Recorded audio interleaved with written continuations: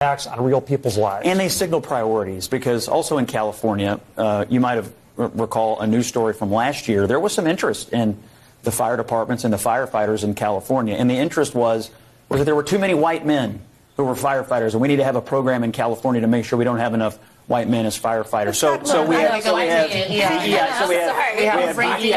we have budget cuts, and yet I'm wondering now, if your house is burning down, how much do you care what color the firefighters are? That's Republican Scott Jennings reducing CNN's wildfire narrative to ashes in an epic takedown of Democrats and the ridiculous progressive policies that led to this tragic disaster. Welcome to Nerk News. I'm Nerkish, and as Gavin Newsom's 2028 presidential stock continues to plummet, Democrats have decided to take a page from Obama's playbook and never let a good crisis go to waste. Here's Democrat Representative Stacey Plaskett blaming California's wildfires on, you guessed it, climate change. There is a lot of federal oversight and bureaucracy that sometimes makes resources very difficult for individuals and communities to have, particularly after disasters occur. I've seen it in my own district in the Virgin Islands. But I think that what we're seeing here is also climate change, right?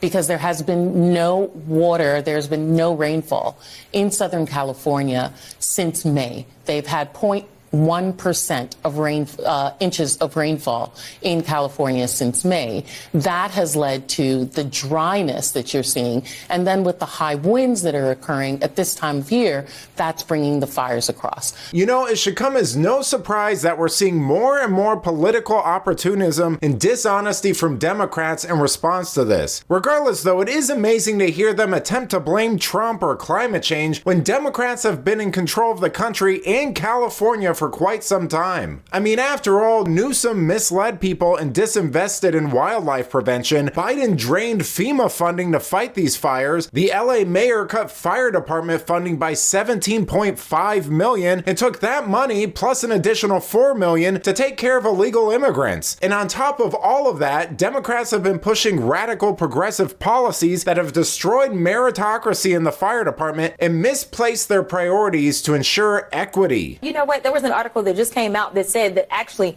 the most educated demographic in this country right now is black women. So let me be clear. Because you are a woman, or because I know that some of the right has been sharing these photos of the fact that I believe that the fire chief may be a woman or something, that has nothing to do with it. We are looking at qualifications. What diversity, equity, and inclusion has always been about is saying, you know what? Open this up. Don't just look at the white men. Open it up and recognize that other people can be qualified. And the fact that we want to, at a time when people are dying, decide that a country of immigrants is failing or people are dying because the same very people that built this country, because the last time I checked, y'all didn't say that anything was wrong with the White House. And I can promise you, it was my ancestors that built the White House. So listen, if we have been good enough to build this country, we are good enough to serve and die overseas, we are good enough to serve in other ways. And the fact that people actually decide that they want to engage in public service, whether it's sitting in Congress or whether it's serving on the fire department or the police department, should not be an issue. The fact is, stop trying to act as if only white men are the ones that are capable. Because right now, you're sitting at a table with 3 very capable black women. That is the most ridiculous, nonsensical, scatterbrained grandstanding I think I've ever seen on CNN. And if that study she mentioned is true, she's certainly not showcasing it, because absolutely no one is arguing that certain people can't be firefighters. The argument that Scott and so many people are trying to make is that obsessing over superficial traits that have absolutely nothing to do with fighting fires causes more harm and only serves to get you subpar firefighters.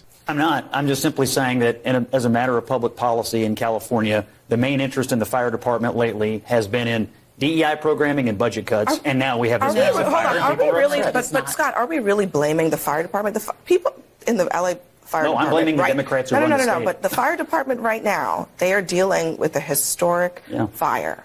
Okay, and they have terrible leadership. That is caused by climate, by the fact that it is extremely dry in the state of California, and they are fighting it in tropical force winds in that state. So how is it anything to do with DEI? How is it anything to do no one has said that with the fire department at all? They are doing, there are a lot of other issues, climate change, even the forestry issues are very real here. Yeah, Again, I agree. Why not focus on that? There are a lot of issues here, and it has a lot to do with local governance. I mean, today I've heard Democrats try to deflect and say, oh, you're not allowed to politicize this right now, which means you're not allowed to criticize the decisions that we've made out here in California. I keep hearing climate change all day. Nobody seems to want to take responsibility for the local governance that has led to some of the failures and the devastation that we're seeing. The mayor of Los Angeles, Karen Bass, had one of the most disastrous public appearances I've ever seen in the face of an emergency today, when she was incapable of answering questions about her decision making. She had a terrible press conference. There's no